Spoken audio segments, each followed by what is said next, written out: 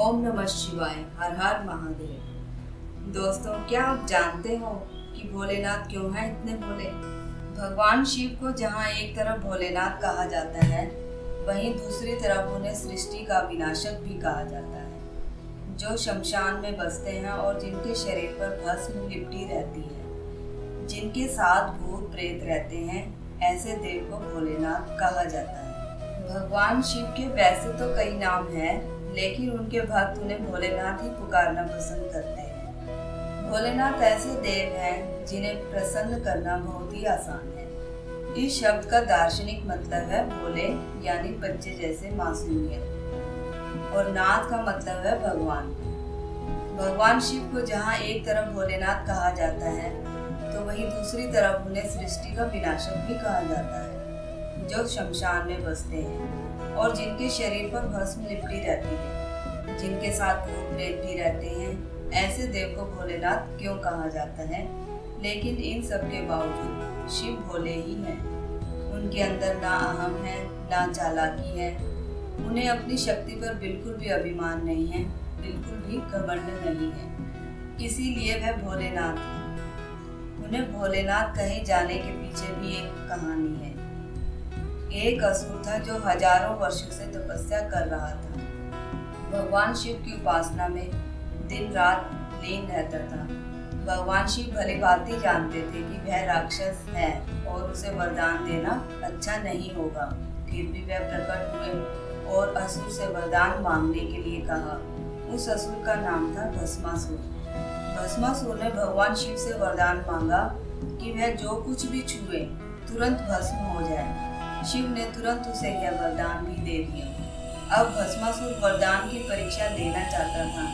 भस्मासुर को लगा कि अगर वह भगवान शिव को ही भस्म कर दे तो फिर उससे ज्यादा श्रेष्ठ कोई और नहीं हो सकता। ऐसा कहा जाता है कि भगवान शिव अपने भक्त को खाली हाथ नहीं लौटाते हैं, इसलिए भोले अपनी जान बचाकर भागने लगे। तब भगवान विष्णु ने एक चाल चली और मोहिनी का वेश धारण किया। भगवान विष्णु मोहिनी के रूप में असुर को मोहित करने के लिए नृत्य करने लगे और भस्मासुर का हाथ चालाकी से उसके सिर पर ही रखवा दिया। इस तरह से भस्मासुर नाम के राक्षस से मुक्ति मिली। इसलिए तो भगवान शिव को भोलेनाथ कहा जाता है, जिनसे वरदान पाना सबसे आसान है।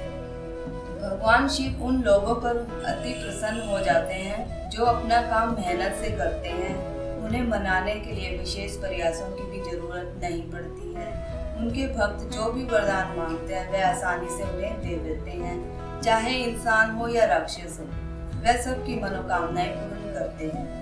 तारकासुर नाम के राक्षस ने कठोर तपस्या की थी। भगवान शिव उस पर भी प्रसन्न हुए और उसे भी वरदान मांगने को कहा। तब तारकासुर ने शिव से वरदान मांगा कि भगवान शिव के पुत्र के अलावा उसे और कोई नहीं मार सके, ऐसा मुझे वरदान दे।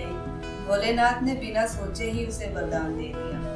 भगवान शिव अपने भक्तों की रक्षा के लिए सब कुछ करते हैं। उन्होंने अपने कंठ में विष एकत्रित कर लिया।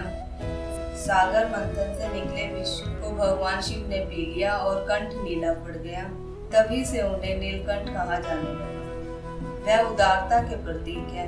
भोला यानी जो सब कुछ आसानी से भूल जाते हैं। जो लोग भूलने में विश्वास रखते हैं, उनके नाथ है भोलेनाथ। भगवान शिव को किसी भी तरह की राजनीति नहीं आती है।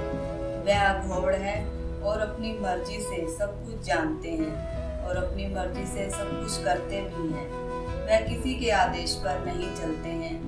उन्हें यह भी याद नहीं रहता है कि माँ पार्वती ने उनसे क्या करने के लिए कहा है और क्या नहीं। उन्हें सांसारिक चीजों का रत्ती भर भी ज्ञान नहीं है। वह तो ध्यानमग्न रहते हैं।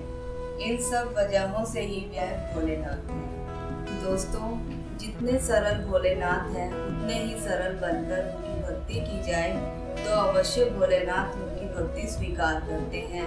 आप उनकी कैसे भी पूजा करें, लेकिन भाव से करें तो अवश्य आपको एक न एक दिन यह महसूस होगा कि मेरा भोला मेरे आसपास ही है। तो चलिए प्रेम से जयकारा लगाएं। ओम नमः शिवाय। हर हर महादेव। हरे कृष्णा, राधे राधे। प्लीज़ दोस्तों मेरे चैनल को लाइक, शेयर एंड सब्सक्राइब जरूर करें।